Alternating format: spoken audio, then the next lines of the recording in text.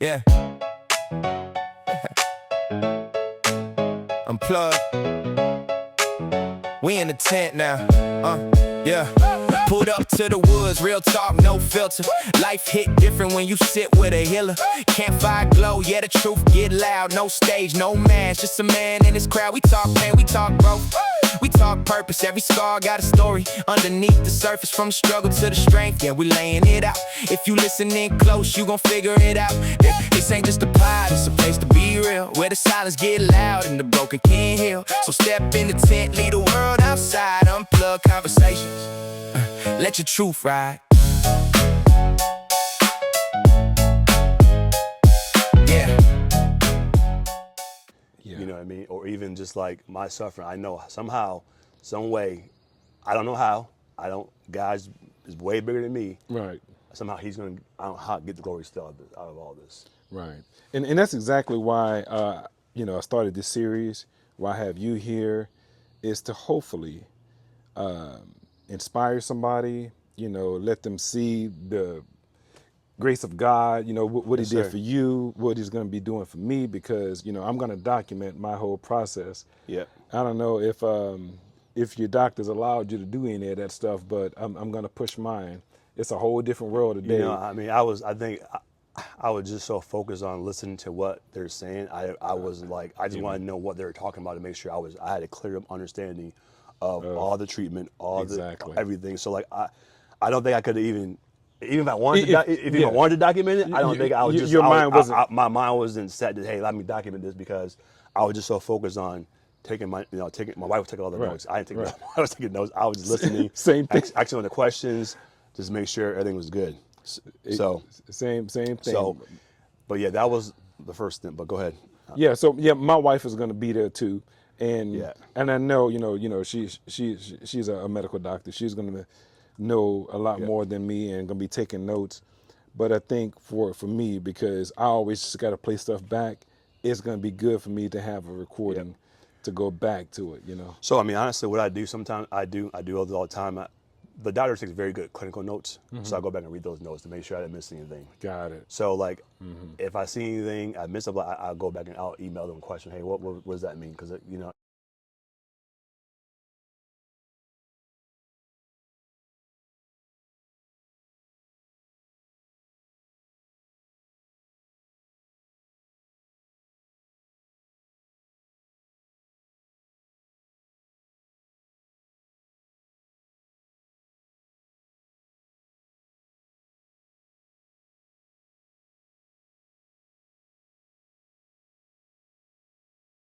I'm doing good still, still in remission. 2020, still in remission, looking good. 21, everything is good. I mean, perfect, no issues, working full time, nothing.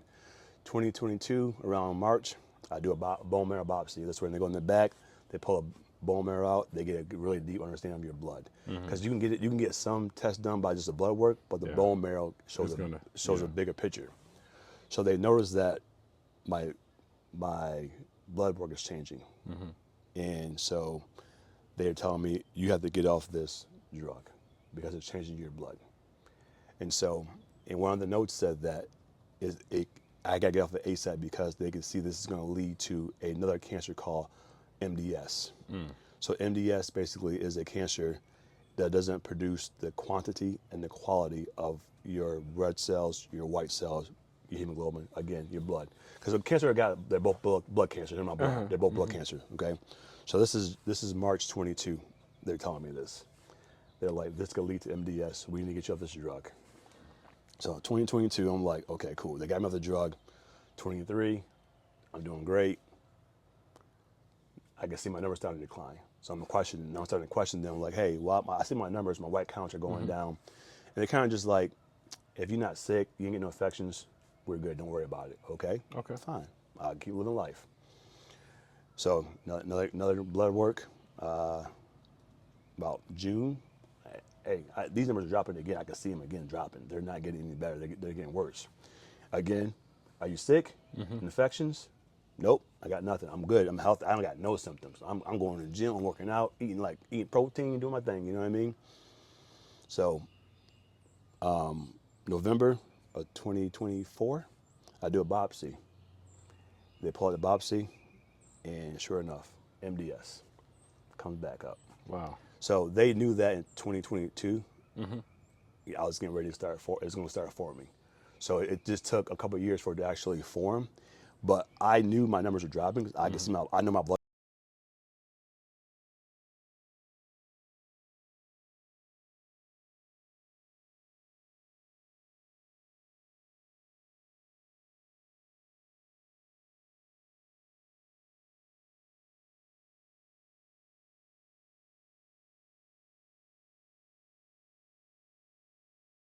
Like, it's not bad. It's mild. It's light. We caught it again.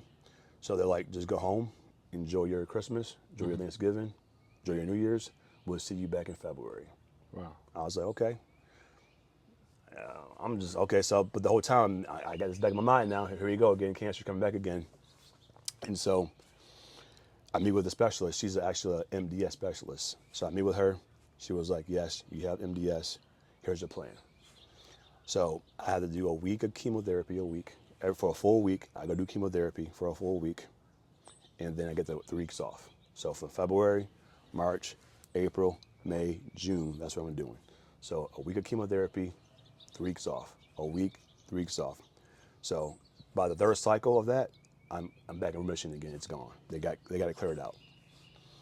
So I'm still doing the it's called decitabine, what it was called. It was low dose. I could still function. I mean, I was still going to the gym. I'm still working. I'm literally at chemotherapy with my laptop working. Like, you know what I mean? That's how low dose it was. Because I was there for 3 hours. So I was like, I got to do something for 3 hours. Oh, wow. You know what I mean? So, so they do a pre-med. So they do a pre-med. So that way it kind of helps alleviate some of the symptoms like nauseousness or that kind of stuff. Then they give you the chemotherapy. And then they do a flush. So that's why it takes about 3 hours. Because you got, like, it's not just like chemotherapy you leave. They do a pre-med first, usually like Benadryl or something to not make you, or Pepsid, something to not make you get sick. Gotcha. So they give you pre-med first, and then you do the chemo, then you do a flush. So it takes about 3 hours. So I'm doing that, and then here we go again. She's like, we're going to do another stem cell transplant. I was like, no way. I'm not doing that again. Wow. I was like, I can't do that again. I was like, that was going through hell. Yeah. I was like, I am not doing that again. Yeah. I just cannot do that. I was like, and that day when she told me that, I literally lost it in her office. That was the first time I actually broke down. First time. Like during this whole process, man, I did not really break down. I didn't cry a lot. I didn't cry. I didn't feel sorry for myself. None of that kind of stuff like that. That day she told me that, man, I lost it in her office because I knew what that was like going through. Yeah. I wouldn't wish that stem cell transplant on my worst enemy. Wow. I can't describe how bad it is to you. Just imagine like your worst flu will be a walk in the park, man. Just how bad this feels. It'll make you feel. And so she was kind of like, well, this is your options. So you can keep on doing chemo for a week for the rest of your life, or you can do transplant. And she said the word cure. It would cure your MDS because it was such a small amount of it. It would cure it. So I'm like, here we go again. But this is what the problem was, though, is that this time I couldn't use my own cells. I had to get a donor cell. So, and most, as you know, from our history of being Black African Americans, we don't like to donate. Yeah. So the pool for me getting a donor was very small. Yeah. It's just from our history, from the Tuskegee, all that kind of stuff like that from our history, that African Americans tend to donate plasma, donate blood, they don't do that. Yeah. So my pool was small. So we started checking. So I just sent out a link. Hey, if you have between ages 18 to 40, if you want to check. And you may not match me, but you can match somebody else. And so I just sent it out, and my brother, I didn't forget about him. Cause he's in Kuwait, and I was like, I'm gonna give him a package. So they were able to actually get him a package to Kuwait. It took about 2 weeks to give it to him, though. So he did the pack. He did it, and my mom did it, and my brother was a match, and so I didn't go anywhere to get a match outside of that. So. Because she was like, we're having a hard time finding a match. We had to look at outside the country. Yeah. And I was like, okay, well, whatever, just let me know. But he was like I said, he was a match, and so, and he was actually in Kuwait, as he's a military contractor. So this is, and so he had to come over here, back over here in July, so they can start getting his cells out. So what the crazy part was, this is right the first time we were getting ready to we were getting ready to do the airstrikes. We did the airstrikes against Iran. So he was kind of like stuck there for a couple of days because there was no flights. Yeah. So we were like, but luckily, it ended pretty quickly. Yeah. He was able to get out. And so what they had to do to him, what they did, they gave him a shot called Neupogen. So for a week, they gave him a shot, Neupogen, so that way his cells can produce a lot of cells. So that way when they took his out, it wouldn't deplete him to zero. Gotcha. So he did that for about a week, and they took his cells out, and they, put him in these little bags, and they mobilized him.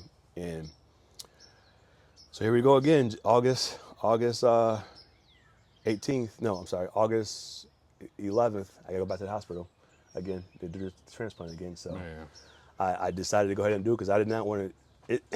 The chemo wasn't bad, but just being there for a week for the rest of your life, I was just like, I don't want to do that for a week every month for a week. And so I decided to go ahead and do this transplant again. So, but this time they hit me with 2 chemotherapies, not just the one like the first time. The first chemotherapy, one was to just go ahead and clear out any MDS again if they can find anything at all. And then the other one was basically telling my body not to make any cells. Don't make any white cells, just stop production. Because they needed my brother's cell to be the main ones. So Gotcha. so I did 1 day of one chemo. It was called can't remember the names of it. I got it in my notes here, but it was two chemos.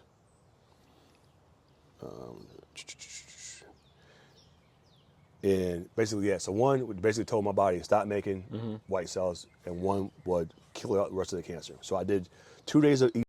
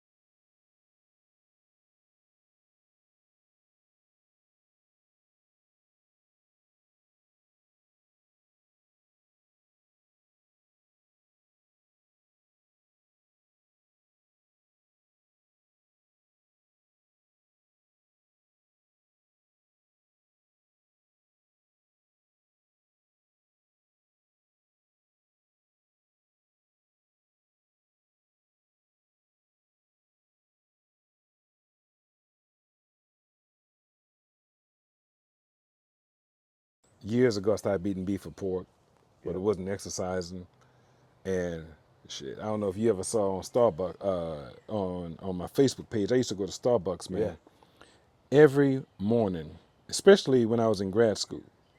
For 2 years, from 2017 to 2019, I went to Starbucks at least once a day, 7 days a week, and had a venti soy misto with 7 pumps of vanilla Oof. and 7 pumps of classic. So think about it, 14. All of that sugar that I was Yeah. putting in my body. Yeah. And for 2 years, I would do that before work and sometimes right after work because I wasn't sleeping. And then after grad school, I was still going almost like every other day. And even when I left the school system, I was still putting too much of sugar. So I stopped doing that, started working out, but looking better and feeling better, a little bit better, but I knew something was not right. I mean, the one thing about cancer, man, I'll tell you is that it doesn't discriminate, man. Like, I know. you can be the healthiest person. I mean, look at Lance Armstrong. Right. I mean, he rode millions of miles on his Right, bike. I mean, right. you can be rich, poor. I mean, infants come with cancer. I mean, so like, I don't really don't know what factors into who gets cancer or what gets cancer, because like I've seen, like you said, it just don't have enough. It just happens, man. Like, it's just crazy to me, because like, why would an infant 3 years old get cancer? Like, what? I mean, like, or how? Like, you know what I'm saying? Like, Exactly. like it hasn't been exposed to anything crazy. It hasn't been orange, green, or whatever you call it out there. It hasn't So that's one thing I learned, man, is that it don't discriminate, man. It doesn't matter. And how much well you eat, how you try to all these conspiracy theories about don't do this, eat that. I mean, you can go yourself crazy, man. But these people. People who do all that still end up getting sick. I mean, getting sick. Yeah. So I just don't know. Like, I won't say that did contribute to it, but it Right, might have. right. All the sugar might have. But like, I'm not gonna live like in fear of not doing this. Or, like, not. Oh, I can't drink this water because it's not it's not alkaline water. Or something. Right. You will drive yourself nuts trying to think about why did you get cancer? Because you tiptoeing and you're going through life like that. Yeah, like you would. So I'm not. I watch what I eat, but I'm not going to like overeat, or not going to like Right. you just I'm not going to go to a string where I'm just eating all organic or all that kind of stuff. Like, because I've seen, like I said, people who are the healthiest people running miles. I've seen them right in the hospital next to me. That 50 years old, triathlon, athlete. There's no rhyme or reason, man. So that's the one I would think to tell you. So like, I don't want you to feel bad that you sugar contribute to it, that you didn't drink sugar. But yeah, it may contribute to it. The cancer. Well, Yeah. actually, it was being a diabetic too, because I was borderline. Okay. And I backed way back from there. Okay. From messing around with all that sugar, in my body. Yeah. But man, I think one of the biggest takeaways from what I get from you and knowing you is that you positive, that you stay positive, and I think that's one of the things that I hope people can get, from the segment. Yes, sir. Through the whole thing is that positive attitude, and that's one of the first things I say, man. When I announced that people's calling me, like, look, man, I'm not looking for pity. I said I'm good. I text people all the time, like I really am good because I have faith in God. Whatever it is, I have to do, I'm going to do. You just have to stay positive. Right. The one thing I'll tell you is that, so the second time when we found out, like I said, in November of 2024, the second time, and we didn't tell anybody. We didn't tell anybody until we got through holidays, everything, New Year's. We told our immediate family first, like in February. And then I really didn't tell the world until like March or April. Gotcha. Because I was not ready for all the calls. Pity, yeah. All the calls, all the texts. The calls, exactly. And what do you need help with? What do you need? Because the first time, we didn't know. We just, hey, this is going on. So we kind of put it out there, and we got, like I said, we got crazy support, which is, I loved it. But this time, I really didn't. I wasn't ready for all that yet. Because I was not. I won't say I was in shock, but I was just processing what I got to go through right now again to get back on the good remission again. And that's what I was trying to tell people. Look, I don't want to be mean, but I don't want to talk about it. I talk about it with certain people, but others, I can almost feel the pity through the phone or through the text. And I'm like, I don't need that, and I don't want it. Yeah. I really am good. Yeah. Yeah. You know? And with, I mean, so with, I mean, I know with prostate, it's pretty treatable. I mean, it's pretty. Yeah, Outlook looks it is. amazing. It is. Yeah. Because there's so much technology out there now. It's Mm-hmm. great. Same thing with my cancer, myeloma, and the blood cancer.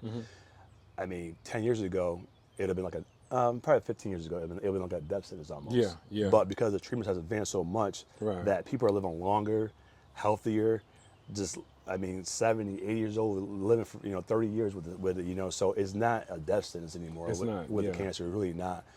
There's so many treatments out there, and they're constantly developing new treatments. So I would just say, if you stay like, find like I don't know if there's like a prostate page or whatever it is. Stay informed with everything, so you can see ask your doctors about, hey, do you know about this new treatment coming out? Is it good for me? Will that work for me? Because one of the biggest ones for blood cancer is called MMFR. They're a huge group of organizations. They constantly put out publications about research, and so I follow that group in that page, and like, if something comes up, I say, hey, doc, do you know about this? Is this something? He's like, yeah, we know about that. It's coming down. So it's going to be a good treatment. Okay. So, but it's always constantly changing and developing, getting better and better and better. So when you get cancer, man, I don't want to say, I ain't going to say it's like a common cold, but like it's definitely a lot easier, It's treatable. different. It's Yes. so different now than it was, man. Because people are living longer, with it, and so I have a great outlook on it, So I'm not worried. Right. I'm not fearful at all whatsoever. I go to my doctor visits, and that's one thing I like to tell you as well, is make sure you upkeep your doctor visit. Don't cancel them. Yeah. And then when you go there, be open, be honest, tell them how you're feeling. Right. So that way they can treat whatever they need to treat and check up on you, because things pop up, man. Once you start getting on medications, you have a symptom you never had before. You will see something you would never had before. Like you just wake up one day, I had a blood clot. I was like, my neck was hurting here. Like, what is going on? It was a blood clot that was in my neck. Yeah. So I had to go get that taken care of. You know what I mean? So like, Yeah. just when you get to those appointments, man, be open, be honest with them. Just don't tell them what's going on, really, how you feel. Right. So because they're the expert, man. Like, I don't try to be the expert because I don't know. I don't know. Man, you tell me, because I don't know. Look at the camera and say that again. They are the experts. They are professionals. Yes. Not your grandmother with the treatment from 1965 or whatever. Listen to these doggone professionals. Yes. They went to med school for how many years and did all the research on these medications and the drugs, and they do all that. That's what they do.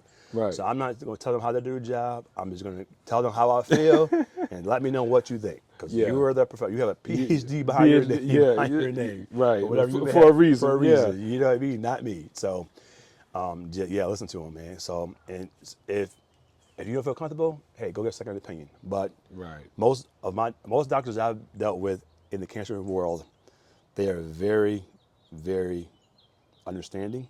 They're very caring, and they're very genuine.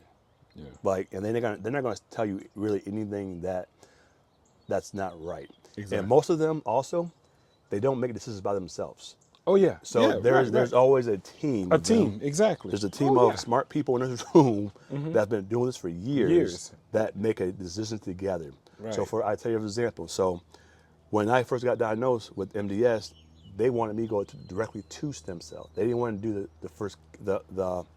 the decided being for the weekly chemo treatment, but as a team they decided, no, let's not do that. He's young. It's not what's the word? It's not in stage 5. It's not. It's low key. It's light. Low risk. Sorry, low risk is the word actually. It's not high risk. It's low risk. So he was low risk. And so they decided, no, let's go ahead and give him the decided being for the weeks. And then we'll see how he reacts to that, and then go to stem cell. Okay. So one doctor was like, no, send him to stem cell right now.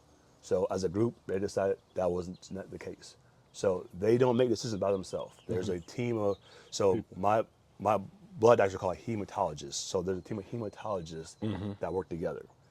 So there's not one person making all your decisions on your behalf. There's more than one. Right. Yeah. So you may see in your notes like the team decides for this. I took this to the team for further discussion. So you will see things like that in your notes as you read your notes, like the team. Because they're going to be more than one person talking about your case.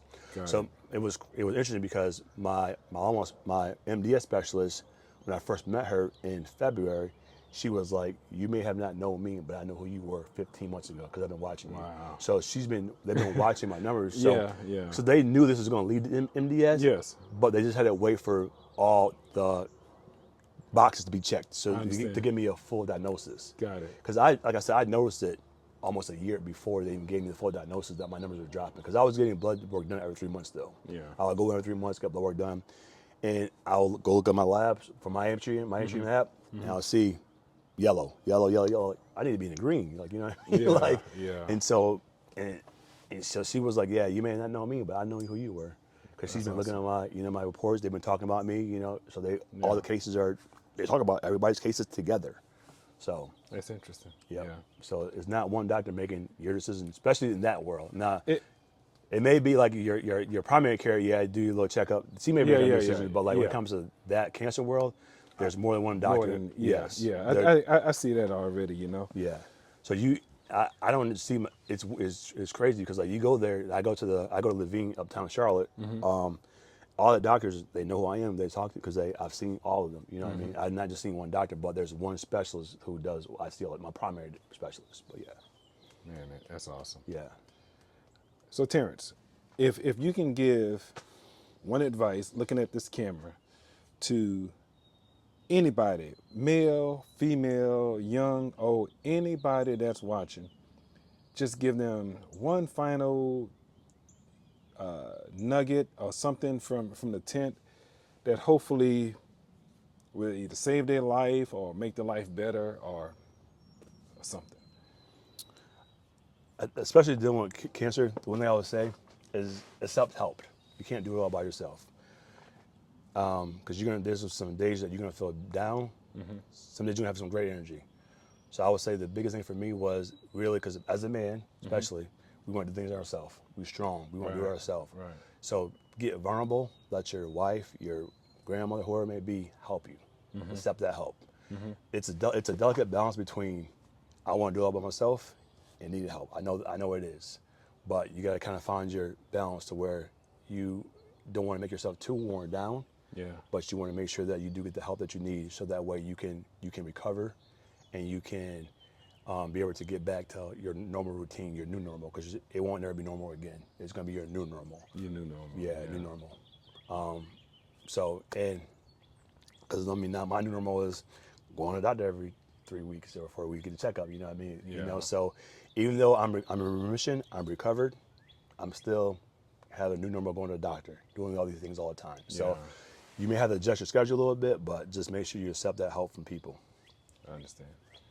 Well, look, man, I appreciate it. No doubt. Appreciate the time. Man, this been probably this is the first Meet Me in the Real tent, and I hope you guys will like, comment, follow. I really appreciate Terrance's openness to share his story, and thank you for watching.